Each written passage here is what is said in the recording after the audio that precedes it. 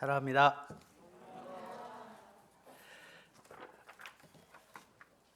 오늘이 9월 25일인데요. 제가 87년도 9월 27일 날 침례를 이렇게 받았는데, 제 영적 생일처럼 이제 그날을 늘 기억하고 있습니다. 참 30년 이렇게 넘는 시간 가운데 참 주님께서 이렇게 제 삶을 어떻게 놀랍게 참 변화시켰던 이 모습들을 보게 될 때, 제가 이제 그러한 삶을 살아간 것이 아니라 주님께서 그러한 삶들을 살아가도록 저를 인도해 주셨고, 그분의 긍휼하심과 그 세심함을 이렇게 바라보게 될 때 참 너무나 놀라운 은혜 가운데 내가 살아왔구나. 다르게 표현하면 주님 안 믿었으면 큰일 날 뻔했다. 정말 주님이었기에 사람 되었고, 주님이었기에 삶의 가치를 참 의미를 두고 살아갈 수 있었기에 너무나 감사가 됩니다. 저뿐만 아니라 여기 계신 성도님들도 또 그러하시라고 생각됩니다. 그런 날이 다가오면 항상 이제 생각이 되죠. 또 이런 날의 의미를 알게 됩니다. 지구상에 여러 많은 날들 있지만 우리가 9월이 되면 또 이렇게 떠오르는 그 한 날인데, 그것이 바로 9.11 테러라는 그런 지나갔지만 그런 날들 또한 나름의 아픔으로 기억되어지죠. 저는 좋은 기억으로 기억되는데, 9.11 테러 하면은 저희가 잘 알다시피 이 테러범에 의해서 이 비행기가 납치되어서 세계 경제의 상징인 이 상동인 무역센터가 이 비행기에 의해서 이 두 건물이 그냥 주저앉게 되고, 또 미국 이 국방부의 비행기가 추락함으로 미국의 심장부를 이렇게 뒤흔드는 그런 일이었습니다. 그로 인해서 엄청난 많은 사람들이 죽음을 당하거나 또 지금도 그 이 상처로 고통을 받고 있는 사람들이 있습니다. 이게 2001년도 9월 11일이거든요. 시간이 꽤 흘렀음에도 여전히 그 관련되어 있는 그 후유증은 지금도 남아 있는데요. 거기에 저희는 이제 세대의 비행기라고 그러는데, 거기에 유나이티드 93편이라는 비행기가 한 대 더 있습니다. 사실 테러범은 4대의 비행기를 했는데, 그 한 대 비행기에 이 타드 비머라는 그러한 그리스도인이 그곳에 타고 있었습니다. 그런데 이제 본인이 타던 그 비행기가 본인이 원하는 방향으로 가지 않고 이 테러범에 의해서 그것이 이 비행 조종실이 장악됐다는 걸 알고 몇몇 사람들과 함께 이 테러범과 그 비행기 안에서 그것이 테러범이 원하는 그 목적지로 가지 않도록 싸움 과정에 그 중간에 그 비행기가 다른 곳에 추락을 해서 모두가 다 사망하는 그런 일이 있었습니다. 그때 이 비행기가 어디로 향했냐면 그 미국 국회의사당을 향해서 돌진하고 있는 상황이었습니다. 그 이후에 그가 다녔던 이 유저지 프리스톤 교회에서 이 장례식이 있었습니다. 그 장례식 때 그의 아버지가 장례식 강단에서 기도하는 내용이 이제 신문에 실렸는데요. 제가 잠깐 읽어드리겠습니다. 전능하신 하나님, 타드 비머를 저의 아들로 저희 가정에 보내어 주셔서 감사합니다. 그리고 무엇보다도 주님의 고귀하신 선물, 하나님의 독생자를 우리를 위해 십자가에 죽으신 예수 그리스도를 보내주셔서 감사합니다. 하늘에 계신 아버지, 아버지께서 아들을 보내주심이 무슨 의미를 지니는지 지금까지는 머리로만 알고 있었습니다. 그러나 이제 제 아들을 보내고 하나님 아버지의 마음을 조금이나마 이해하게 되었습니다. 무엇보다 제 아들 타드가 주 예수님의 선물인 영생의 약속을 소유하고 있음을 감사를 드립니다. 그리고 이제 하나님 아버지께 기도하옵나니 제 아들 타드의 죽음의 스토리와 이웃과 이 땅을 구하기 위한 그의 행동이 아버지 하나님의 영광만을 드러내는 일에 사용되기를 도와주시옵소서. 아버지 하나님, 저에게 하나님의 아들이신 예수님을 주신 것과 함께 좋은 아들을 선물로 주셨던 것을 감사합니다. 또한 내 아들과 천국에서 만날 소망을 주신 것을 감사드립니다. 굉장히 참 많은 것들을 생각하게 하는 기도문입니다. 그의 아버지의 기도의 내용같이 2006년 그의 죽음의 스토리가 유나이티드 93이라는 영화로 만들어져서 그것이 이웃을 위해 또한 자신의 생명을 던졌던, 그래서 수백 명의 사람들을 구할 수 있었던 그의 이야기가 영화로 또 사람들에게 알려지면서 그가 믿고 있는 그 하나님을 영광 드러내는 그러한 상황들을 저희는 보게 되고 또 듣게 됩니다. 오늘은 누가복음 10장 25절 말씀을 통해서 주님이 우리에게 또 저희 각자뿐만 아니라 저희 교회에게도 주신 말씀들을 함께 나누어 보고자 합니다. 누가복음 10장 25절부터 우선 29절까지 말씀을 교독으로 함께 읽겠습니다. 25절입니다. 어떤 율법 교사가 일어나 예수를 시험하여 이르되 선생님, 내가 무엇을 하여야 영생을 얻으리까?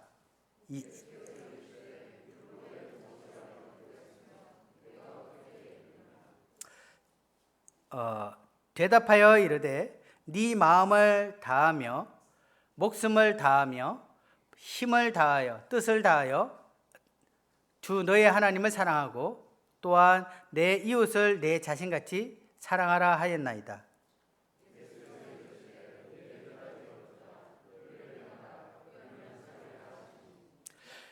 그 사람이 자기를 옳게 보이려고 예수께 여짜오되 그러면 내 이웃이 누구니까? 29절까지만 일단은. 누가는 율법사라고 이렇게 기록하고 있지만 마가는 서기관으로 기록하고 있습니다. 이 두 사람의 직분이 같은 역할을 하고 있습니다.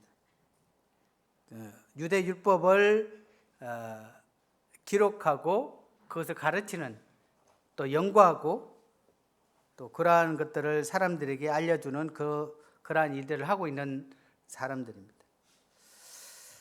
그는 예수님께서 사람들에게 무엇을 가르치는지 보려고 그 무리 가운데 앉아 있었던 것 같습니다.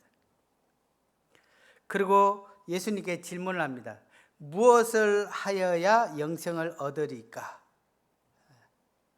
다르게 표현하면 율법의 말씀을 어떤 것을 지켜야 본인이 하나님 앞에 인정받고 영생을 얻을 수 있겠느냐라는 그런 질문이었습니다. 예수님께서는 반문하죠. 그러면 율법에 무엇이라 기록되었느냐? 그리고 네가 그것을 어떻게 읽었느냐라고 질문하게 됩니다. 그럴 때 이 율법사는 네 마음을 다하고 목숨을 다하며 힘을 다하여 뜻을 다하여 주 너의 하나님을 사랑하고, 이게 이제 첫 계명부터 나오죠. 그리고 또한 내 이웃을 내 자신같이 사랑하라 하였나이다. 우리 주님이 말씀하셨던 이 율법에 대해서 능통했던 사람이었습니다. 그리고 그가 이렇게 말하게 될 때 그의 스스로에게도 그래, 나는 하나님의 십계명을 잘 지키고 있어 라는 그러한 자기를 옳게 보이려고 했던 그런 마음들이 있었던 것 같습니다. 그러면서 그가 질문을 합니다. 그렇게 이야기했었죠. 그렇게 이야기했을 때 예수님께서 그래, 네 답이 옳다. 그리고 그러면 살리라.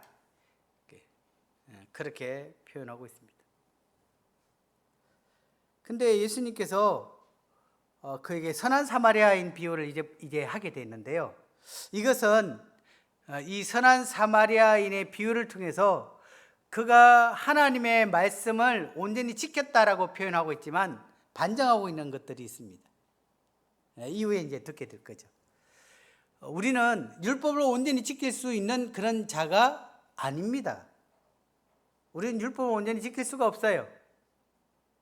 그래서 율법을 통해서 우리가 무엇을 하여야 영생을 얻으리까? 이 질문은 굉장히 의미가 있지만 실제적으로 답은 우리가 무엇을 하여야 영생을 얻을 수 있는 것이 아니다. 사람으로는 할 수 없으되 하나님은 다 할 수 있다라고 다른 말씀이 나와 있죠. 어떤 사람은 우리가 율법이 아닌 내 나름대로의 양심, 내 나름대로의 도덕, 내가 생각하고 있는 무엇을 하게 되면 하나님으로부터 무엇인가 인정받을 것이다 라고 생각하는 누군가가 있는 것 같아요. 근데 답은 아니다. 우리의 어떤 것도 하나님 앞에 우리의 옳음을 내세울 수는 없습니다. 근데 이 율법사에게 야, 안 돼 라고 얘기하지 않고 계속해서 주님은 그의 이야기를 들어주고 답을 하고 그렇게 하면서 그가 스스로 그것을 깨닫도록 그렇게 하고 있는 모습들을 보게 됩니다. 자, 이 율법사의 마지막 질문은 그러면 내 이웃이 누굽니까? 라고 하는 이 질문의 반정에는 나는 내 이웃을 사랑하고 있습니다. 내가 하나님을 이렇게 섬긴 것 같이 내 이웃을 이렇게 사랑하고 있습니다. 라고 얘기를 하는 것이 포함되어 있습니다. 자기를 옳게 여기기 때문에. 그러면 그가 생각하는 이웃은 누구이겠습니까? 그렇습니다. 그가 살아오고 있는 누군가입니다. 아마 이 율법사는 하나님의 말씀을 전하기 위해서 자기가 사랑하는 친구에게 또 사랑하는 누구에게 그것들을 가르치고 하나님 말씀을 전하고 사랑을 표현하려고 했던 누군가가 있었을 것입니다. 그렇게 자기는 이와 같이 사랑했습니다 라고 하는 말을 반증하고 있는 거죠. 그런데 이 선한 사마리아인의 비유는 그에게는 상상할 수 없었던 그러한 이야기였습니다. 왜냐고요? 그의 이웃의 범위에는 사마리아인이 없었어요. 그래서 이후에 있는 선한 사마리아인의 비유를 통해서 예수님께서 말씀할 때 이 율법사의 마음은 굉장히 불편했을 것입니다. 도리어 자, 사마리아인이 여리고로 내려가다가 그가 이렇게 되었을 때 유대인이 가서 도왔다 또는 제사장이 그를 불쌍히 여겼다라고 한다면 그래도 조금 불편했지만 조금은 이해가 됐을 거라고 생각돼요. 그런데 저희가 읽을 이 본문의 말씀에는 반대로 나오지 않습니까? 유대인이 강도를 만나게 되고 다 외면되어졌을 때 누가요? 자기들이 사람처럼 취급하지 않았던 개처럼 취급했던 또 이웃의 범위조차도 들어가지 않았던 그가 도로 자기 민족을 도와주는 그러한 역할들을 이야기했을 때 그에게는 상당히 참 많은 그런 어려움이었을 것입니다.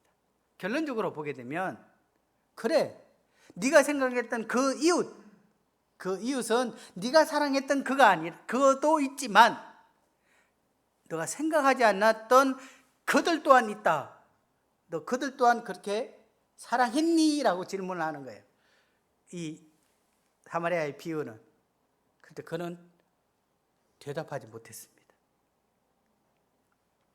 그죠? 결국은 우리가 아무리 하나님 앞에 의를 내세우려고 하지만 어떤 말씀에는 너에 있는 재물을 가지고 가난한 자들에게 나눠주라. 그거 근심하고 떠나잖아요. 그가 진정으로 이웃을 사랑했다면 자기 것을 나누어 줘야 되는데 그렇지 않잖아요. 그래서 이러한 모순 가운데 참 살아있던 또 살고 있던 율법사들을 우리 성경을 통해서 보게 됩니다. 그래서 외식하는 자들아 이렇게 표현하기도 하셨습니다. 주님은 우리에게도 오늘 이 말씀을 통해서 우리에게도 질문합니다. 누가 진정한 이웃이 되겠느냐? 우리가 사랑할 수 있는 그들만 사랑하는 것이 아니라 우리가 사랑할 수 없는 정말 불편하고 껄끄러운 그들에게도 그들을 용납하고 그들에게 먼저 다가가서 주님의 사랑을 나타내야 될 그러한 이웃이 되어주기를 우리에게도 동일하게 말씀하고 있습니다. 내가 사랑하는 사람만 사랑하는 것. 이 다른 말씀에는요, 누가복음 6장 32절에는 너희가 만일 너희를 사랑하는 자만 사랑하면 칭찬을 받을 것이 무엇이냐? 죄인들도 사랑하는 자를 사랑하는 자다. 사랑한다 이 표현이죠. 사랑하는 자들만 사랑하는 것은 누구나 할 수 있습니다. 그렇지 못하고 내가 외면했던, 내가 먼저 손 내밀지 못했던, 또 나의 관심에 벗어났던 그 누군가를 비로소 사랑하게 될 때 주님은 주님의 참 사랑이 그 가운데 있었음을 보게 되고, 또한 그들이 그들의 이웃이 되어주기를 주님은 우리에게 말씀하고 있습니다. 10장 30절부터 37절 우리가 잘 아는 말씀이지만 한번 살펴보겠습니다. 30절부터 37절 이어서 저와 교독으로 읽어 나가겠습니다. 30절입니다. 예수께서 대답하여 이르시되 어떤 사람이 예루살렘에서 여리고로 내려가다가 강도를 만나매 강도들이 그 옷을 벗기고 때려 그의 죽은 것을 버리고 갔더라.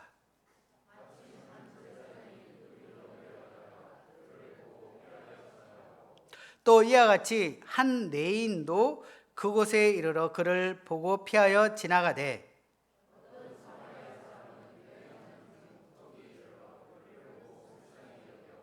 가까이 가서 기름과 포도주를 그 상처에 붓고 사매고 자기 짐승에 태워 주막으로 데리고 가서 돌보아 주니라.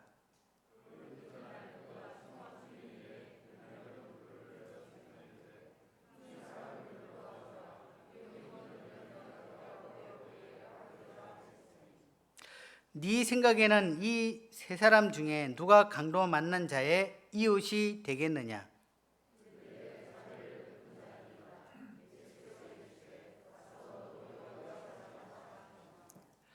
이 선한 사마리아인의 이 비유의 이 말씀은 제게도 24년 전 제가 이곳 대구 북부에 있을 때 주님께서 저를 상주로 보내실 때 이와 같은 말씀을 제게도 부르심의 응답의 말씀 중에 하나였습니다.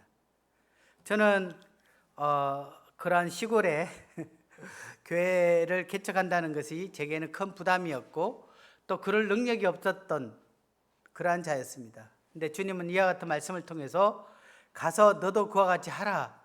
그래, 내가 바라는 것은 거기서 교회를 세우고 또 뭔가 어떤 전도의 역할을 하고 뭐 이런 하나님의 어떤 일을 거창하게 하는 것이 아니라 정말 하나님을 모르는 그들 옆에서 그냥 살아라. 그들 곁에서 네가 알고 있는 하나님을 그냥 자연스럽게 보이면서 그냥 살아라. 그렇게 해서 저는 저희 집사람에게 우리 살러 가자. 특별한 의미가 있는 것이 아니다 라고 그렇게 이야기하면서 저는 사실 상주로 문경으로 살러 가는 것입니다. 살고 이제 온 거죠. 그곳에서 주님의 은혜를 베풀어 주셔서 자연스럽게 주님의 복음이 전해지게 되었습니다. 만약 제가 그 이후에 있어야 될 일들을 미리 알았다면 제가 이 말씀을 보고 다 가지 않았을 것 같아요. 근데 주님이 제게 요청했던 말씀은 제 어떤 전도 사역이 아니어서 그곳에 있는 그들의 이웃이 되어 주라고 했기 때문에 저는 주소지를 옮겨서 그들의 이웃이 되어졌는데 주님은 또 그러한 은혜를 제게 베푸셨던 것을 보게 됩니다. 자, 여기 이제 본문 말씀을 보게 되면 한 유대인이 예루살렘에서 사마리아로 갑니다. 여리고로 갑니다. 자, 여리고와 예루살렘과의 거리는 약 36km 정도 떨어졌습니다. 그리고 여러 역사적 근거를 보게 되면 이때 예수님이 이 말씀을 비유로 할 당시에 그때 많은 떼강조들이 이 예루살렘과 이 여리고 그 길 중에 많은 어떤 그런 일들이 있었다라는 역사의 문건들이 상당히 많이 있습니다. 특히 이 암석 가는 길이 암석 바위로 이루어져서 이 사람들이 다른 길로 이렇게 피하여 갈 수 없기에 거기에 이렇게 소문만 있으면 쉽게 강도들이 강도 행각을 할 수 있는 그러한 지리적 상황도 되었다고 합니다. 그런데 이제 30절을 자세히 보게 되면 이 여행자가 여리고로 내려가던 그 여행자가 강도를 만났을 때 가진 모든 것을 다 빼앗길 뿐 아니라 심지어 옷까지 완전히 빼앗겨 버리는 모습들을 보게 됩니다. 그리고 옷만 빼앗긴 것이 아니라 사실상 이 강도에서 죽을 정도로 맞았다라는 표현이 맞는지 아니면 죽었다라고 생각해서 버려뒀는지는 모르겠습니다. 어찌됐든 이 강도는 그냥 강도에게 몇 대 맞은 것이 아니라 죽었다라고 버려질 정도로 얻어 맞았던 모습들을 보게 됩니다. 그에게는 지나가는 그 누군가는 생명과 같은 겁니다. 자기가 죽느냐 사느냐를 그의 도움에 의해서 결정짓는 그러한 상황이에요. 단순하게 뭐 도와주면 고맙습니다. 뭐 그냥 어깨 동무하며 걸어가는 것이 아니라 그가 자기를 돌봐주지 않으면 그냥 그 자리에 죽는 거예요. 죽음의 순간에 임박했던 이 모습들을 우리는 떠올려야 되는 거죠. 자, 31절을 보게 되면 마침이라는 단어가 마침 한 제사장이 그 길로 내려가다가 마침이라는 단어를 우리말로 표현하면 그렇게 이 원어를 표현하면 우연이라는 그러한 의미를 가지고 있습니다. 여기는 성경에서 유일하게 이곳에만 쓰여진 단어랍니다. 그냥 길 한가운데 사람들이 막 다니는 길 가운데 이 강도 만난 사람이 쓰러져서 그냥 레인 지나가고 제사장 지나가고 사마리아인 지나가는 것이 아니라 그가 어떤 길에 어떤 외진 곳인지 길을 약간 벗어난지는 모르지만 정말 사람이 막 지나가는 것이 아니라 마침 지나가는 그 사람을 만나야 될 그곳에 그가 버려졌던 것입니다. 성경에는 우연이라는 단어를 우리가 쉽게 볼 수가 없습니다. 왜냐하면 하나님은 우리의 모든 것들을 다 알고 계시는 것입니다. 우리가 우연히 그 일을 만났다, 우연히 그것을 보았다라고 표현할지 모르지만 하나님께서는 꼭 이유 있어 반드시 이렇게 우리에게 그 일을 이루시는 것입니다. 우리가 만났던 사람 우연히 만났을까요? 저는 그렇게 생각하지 않습니다. 우리가 만났던 그에게 우리가 만나야 될 이유를 하나님 부여하신 것입니다. 그래서 주님께서는 만약 이 제사장에게 강도 만난 그를 우연이 아니라 주님은 그 제사장이 그 강도 만난 사람을 꼭 만나도록, 그러니까 그냥 다니는 길이 아니라 이 제사장이 조금 옆길로 가볼까? 샛길로 가다가 만날 수도 있을 것이고요. 그의 발걸음을 인도해 주어서 그 강도를 만나게 하셨습니다. 근데 마침 제사장이 그를 보았지만 그는 어땠습니까? 여기에 말씀을 보게 되면 31절에 그를 보고 피하여.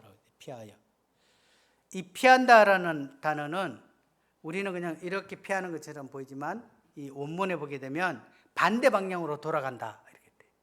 그가 그 강도가 만난 사람을 봤을 때 그가 어떻게 해요? 그냥 멀리 돌아가는 거예요.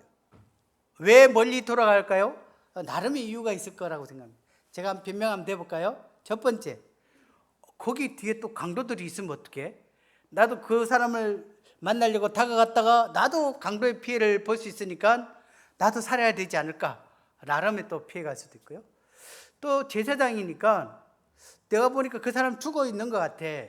제사장은 이 시체로 인해 자기 몸을 더럽히면 안 된다는 하나님의 말씀이 있기 때문에 율법을 지키기 위해서 나는 거룩함을 위해서 그 시체 가까이 가지 않았어 라고 말할 수 있을 것입니다. 우리 또한 우리를 만났던 많은 사람들이 하나님께서 우리에게 마침 그 사람을 만나게 했지만 또 복음을 전할 수 있는 또는 이웃의 사랑을 나눌 수 있는 나름의 어떤 하나님의 그 섭리가 있었지만 우리는 나름의 이유로 지금 바빠서 아니 내가 지금 복음 전하면 저 사람이 뭔가 끄끄러울 것 같아서 우리 나름의 핑계로 조금 그 시간을 회피하거나 또 이 제사장처럼 이렇게 피하는 그러한 모습이 우리에게는 없는지는 모르겠습니다. 자, 두 번째 사람이 나타나는데요. 두 번째는 바로 레인입니다. 레인은 이 아론의 그 지파에 있는 후손으로 이 성전을 섬기는 나름대로 이 유대인들에게 공경받는 그런 사람들 중에 한 분입니다. 근데 레인이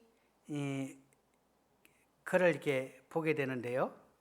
우리 성경에는 레인도 이와 같이 그곳에 이르러 그를 보고 피하여 지나가되 이렇게 표현되어 있지만 이 킹제임스 번역에는요 이렇게 되어 있습니다.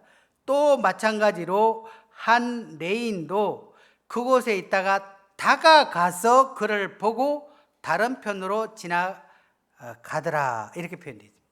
그러니까 레인은 제사장보다는 조금 더 나은 행동을 해요. 다가가서 보는 거예요. 다가가서 보면서 아이고 많이 다쳤네. 아이고 누가 도와주면 살겠네. 아직 죽지는 않았네. 라고 생각하고 어떻게 해요? 그냥 갈 길 가는 거예요. 우리가 보기에 뭐 레인이나 제사장이나 뭐가 다르냐 이렇게 생각할 수 있는데 저희가 사실 이웃을 사랑하라 라고 얘기하지만 저희가 레인처럼 할 때가 많아요. 다가는 가요. 다가는 가는데 아무것도 하지 않아. 누가 돕겠지. 아이고 이 사람은 복음이 필요하네. 이 사람에게 누가 복음을 전하면 좋겠대. 뭐 이렇게 아이고 노광호 형제님 가서 전하면 잘 전하겠네. 뭐 이렇게. 근데 우리는 입을 열어서 그에게 주님의 사랑과 또 그에게 필요한 것들을 행하거나 어떤 것들을 전혀 하지 않습니다. 그냥 다가가 보고 지나갑니다. 주님은 레인에게 또 이 제사장에게 마침이라는 그들을 만나게 했던 또 그들을 꼭 그들에게 무엇인가를 이루도록 그 사랑을 나타낼 수 있는 기회를 주셨음에도 불구하고 그들은 그것을 외면했습니다. 우리는 어떠한지요? 우리가 마침이라고 생각되어졌을 때 내가 보았던, 내가 만났던, 내가 머물러 있던 학생은 학교, 직장인 직장, 또는 우리 동네면 그 동네, 주님은 나를 그곳에 보내어 그 누군가를 만나게 했는데 우리는 그 누군가에게 우리는 레인과 제사장이 같은 그러한 모습을 행하지는 않았나요? 여기 강도 만난 자는 실제적으로 그 육신이 거의 죽은 자와 같았습니다. 하지만 우리가 만난 그 누군가는 이 영혼이 사단의 강도를 만난 것처럼 고생과 파멸의 길 가운데 있고 평강의 일을 알지 못하며 그 영혼이 죽어서 정말 누군가가 자기에게 은혜의 손길을 내밀어 주기를 원하고 있었습니다. 저희가 문경에서 오기 전에 한 자매님이 이제 구원받고 침례를 순종을 했습니다. 그분은 저희 아파트의 5층에 사는 아주머니였습니다. 그 아주머님이 이제 저희 집사람이 던져줬던 그 말로 인해서 생각하게 되고 결국은 좋은 관계를 통해서 자매가 되었던 거죠. 주님은 결코 우리에게 옆집도 그냥 우연히가 아니에요. 그것에 우리가 그 영혼에게 사랑을 나타낼 뿐 아니라 하나님이 우리에게 주시는 이 놀라운 복음, 놀라운 영생하는 약, 구약과 신약을 우리에게 주셨는데 이 약을 그들에게 온전하게 그것들을 나눠주기를 원하셨는데 우리는 그냥 레인과 제사장처럼 그렇게 생각했을 수도 있을 것 같습니다.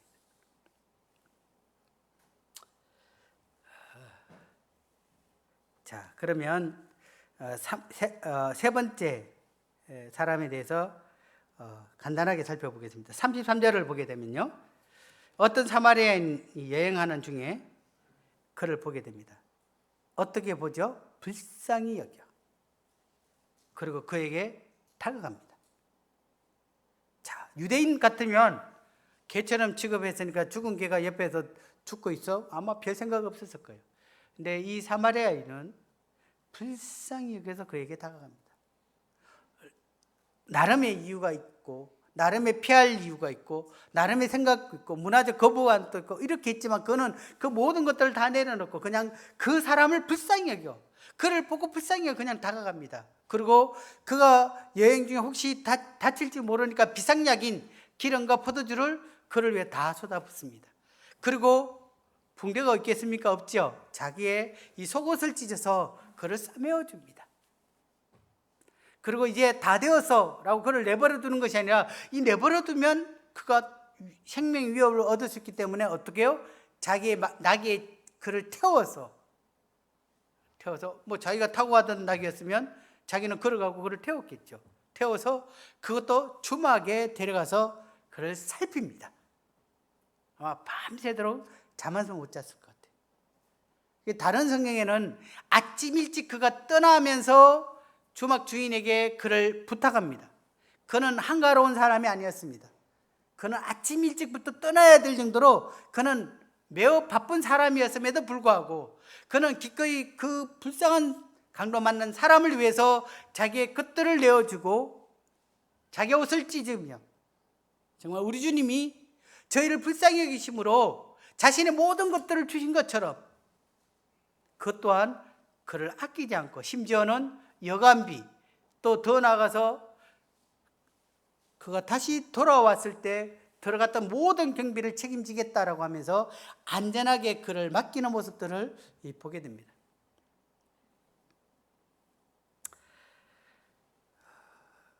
이제 주님이 그에게 묻습니다. 누가 강도 만난 자의 이웃이 되겠느냐? 그리고 가서 너도 이와 같이 하라라고 이야기합니다.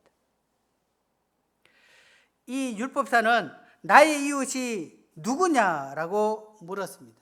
하지만 주님은 그 이웃이 누구냐가 아니라 그들에게 어떠한 이웃이 되겠느냐라는 질문을 통해서 그에게 말하고 있습니다.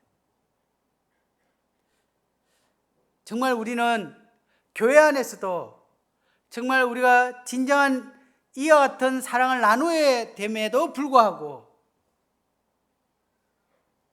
껄끄러운 관계로 인해서 다가가지 못하고 불편한 부분들 여전히 내색하고 있는 우리의 모습 또한 사실 있습니다.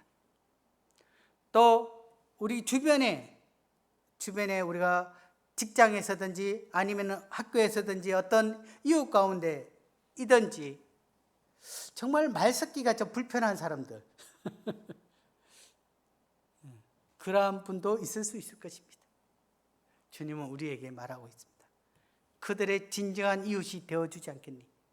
비로소 이제 너가 정말 주님을 사랑하는 그 사랑을 그들에게 증명해 보이지 않겠니? 라고 주님은 우리에게 말하고 있습니다. 그래서 이웃이 누구냐가 중요한 것이 아니라 그들의 진정한 이웃이 되기를 말하고 있습니다. 그래서 주님의 사랑과 자비, 그러한 도움이 필요한 이웃들에게 복음과 더불어 사랑을 베푸기를 원합니다.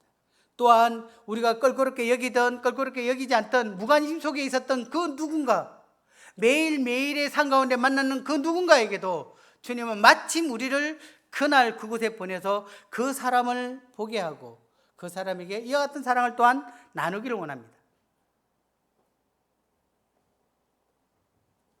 어떠한 전도자는 아침에 눈을 뜨면 주님이 보내시는 사람을 만나게 해주십시오 이렇게 기도합니다. 그가 눈을 떠서 주님 앞에 주님이 보내시는 사람을 만나게 해주십시오.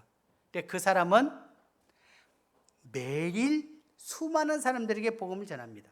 왜? 그 모든 사람이 주님이 보내주신 사람이에요. 근데 우리는 판단하죠. 여기는 좀 아직 관심이 없고 이 율법사처럼 내가 사랑할 만한 사람들, 내가 복음을 전하면 들을 만한 사람들, 내가 무엇인가 사랑을 나타내야 될 만한 사람들을 찾아가서 그렇게 사랑을 나누는 것과 같습니다. 이제 주님은 내가 사랑하지 못할, 내가 감당하지 못할, 내가 무관심했던, 내가 외면했던 그들에게 오늘 이 시간을 통해서 그들에게 이웃이 되어주기를 말씀하고 있고, 너도 이와 같이 하라. 이 사마리아인처럼 그를 불쌍히 여기고 기꺼이 너의 것을 아끼지 않고 사랑을 나누고 그를 돌봐주고 그에게 온전한 주님의 사랑을 진심으로 다가가도록 그러한 일들을 우리에게 말하고 있습니다.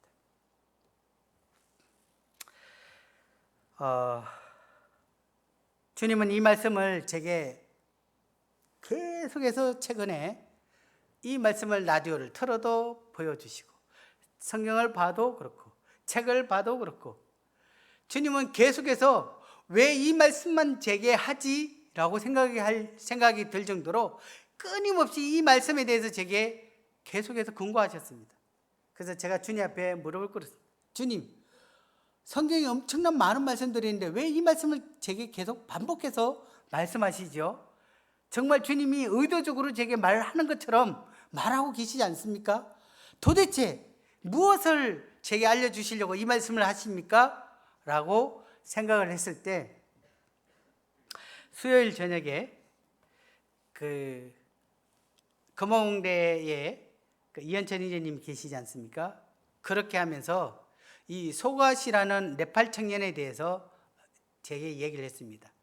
그러면서 이 네팔 청년이 이제 복음이 가까워졌기 때문에 교회로 연결되어졌으면 좋겠다라는 바람이 있었어요. 근데 제가요, 잘 됐다. 네팔 청년이 구미에 사니까 구미 가까운 교회로 보내면 좋겠다. 이렇게 해서 제가 새인동교회 형제님한테 전화를 해서 거기가 금호공대를 가까우니까 형제님이 관심을 가지고 네팔 청년을 좀 돌아봐 주십시오. 라고 설득 비슷하게 그렇게 하면서 저희가 돕겠습니다. 또 이것이 얼마나 복음에 큰 유익이 있습니까? 라고 하면서 외국인 사역에 대해서 권했습니다. 그래서 형제님은 한 30분 정도 통화하고 난 이후에 그러면 저희가 감당하지요. 라고 얘기를 했어요. 그래서 저는 전화를 끊으면서 현철이 형님 전화하면서 형제님 이제 외국인 사역에 이 새인동교회가 그렇게 할 수 있으니까 우리 그 청년이 좀 더 복음에 가까우면 그곳에 보내서 교회 생활도 하고 팀례도 받게 하고 그곳에서 하게 되면 참 좋을 것 같습니다. 그렇게 얘기를 했어요. 그리고 전화를 끊었죠. 그런데 그 다음날 목요일 아침에 저한테 아침 일찍 전화가 왔어요. 어떤 전화가 왔냐면 전주에 있는 옹골 성천교회에 전주대학교에서 유학생 선교를 하고 있는 한 형제님이 옹골 성천교회에 유학생이 10명 정도가 매주마다 이렇게 오게 됩니다. 그 중에 한 청년이 석사과정을 마치고 경북대학교에 박사과정으로 이번에 갔습니다. 그래서 형제님께서 그 친구가 이제 구원은 받지 않았지만 교회 생활을 오랫동안 해왔고 또 이제 박사과정에 있는 여학생 청년이기 때문에 교회에서 그러한 보살핌과 관심을 가져줬으면 좋겠습니다. 제가 지금 수요일 저녁에 했던 이야기를 지금 제가 그대로 지금 듣고 있는 상황이었어요. 그때 제가 그 형제님에게 얘기했습니다. 알겠습니다. 주님이 왜 이러한 사마리아인 비유를 통해서 제가 이웃이라고 생각했던 그 이웃의 범위를 넘어서서 전혀 생각지 않는 외국인 유학에 관련된 부분들에 대해서 주님은 제게 그러한 부분들을 말씀하시려고 계속해서 이러한 부분들에 대해서 말씀해 주셨구나라는 것을 그냥 저도 그냥 그대로 그냥 이해할 수 있었습니다. 감사하게도 그 청년회에서 그 여학생과 만나는 약속을 했고요. 이제 만나게 되고 또 이후에는 또 주님 앞에 그러한 시간들을 가지게 될 것입니다. 제가 이 청년에 대한 이야기를 이 청년의 책임 교사인 형제님에게 이야기하면서 이 사마리아인 비유에 대해서 주님이 주셨음에 대해서 말씀을 나누고 이제 우리가 전혀 생각지 않았던 이 유학생 사역에 관한 부분에 대해서 주님이 이러한 길들을 보여주시는 것 같습니다. 그것이 교회 안으로 얼마만큼 연결될지 또 어떤 일들을 있을지는 잘 모르지만 주님은 그 유학생에게도 또 소가시란 네팔 청년에게도 우리가 그러한 사랑과 관심과 또 보살핌이 필요함을 지금 저희에게 말씀하고 있는 것 같습니다. 그래서 주님 주신 말씀에 너도 이와 같이 하라라고 말씀했던 그 말씀에 순종하려 합니다. 그래서 우리가 이 일에 주님은 새로운 열린 문들을 주님 주시는 것 같습니다. 노가훈 예님께 말씀을 드리니까 굉장히 기뻐하시더라고요. 주님은 이렇게도 우리 가운데 역사를 할 수 있겠구나. 그래서 주님은 이러한 사역에 있어서 어떻게 그 문을 열어주실지 잘 모르겠습니다. 하지만 주님은 우리에게 묻습니다. 그들에게 이웃이 되어주지 않겠느냐. 한국 땅에 와서 있는 그들에게 이제 우리가 이웃이 되어주지 않겠느냐. 또한 우리 각자에도 지금 우리가 만났던 그들에게 이웃이 되어주지 않겠느냐. 그냥 이웃이 아니죠. 사마리아인처럼. 그것이 주님 우리에게 또 우리 교회에게 우리 개인에게 주시는 하나님의 음성임을 기억하게 됩니다. 이 일을 위해서 기도해 주시고 또 주님께서 그 청년을 이제 만나게 되고요. 또 만난 이후에 주님이 어떠한 일들을 이루실지는 모르겠습니다. 그러한 일들이 교회 가운데 있게 될 때 마음으로 또 실질적으로 물질적으로 또 몸으로 함께 그러한 일들에 대해서 우리도 기도하고 섬겨주셨으면 좋겠습니다. 옹골 성전에 청년들이 10여 명 이상이 매주마다 오게 되는데 그 교두부 역할들을 이 청년이 했던 것 같아요. 그래서 그렇게 될 것 같습니다 라고 저한테 다시 연락이 왔는데 이러하든 저러하든 주님이 우리에게 보여주셨던 그 도움이 필요한 사랑을 나눠야 될 그 이웃을 레인과 제사장처럼 외면하지 않는 교회, 애면하지 않는 저희들이 되었으면 하는 바람으로 주님이 참 강건하여 참 이러한 말씀을 통해서 제게 주셨던 말씀들을 간증과 더불어 말씀을 드렸습니다. 기도하고 마치겠습니다. 아버지 하나님 감사합니다. 저희도 제사장과 같이 레인과 같이 나름의 이유로 진정한 주님의 사랑이 필요한 그들을 외면하고 모른 채하고 때로는 몰랐던 저희들의 모습을 보게 됩니다.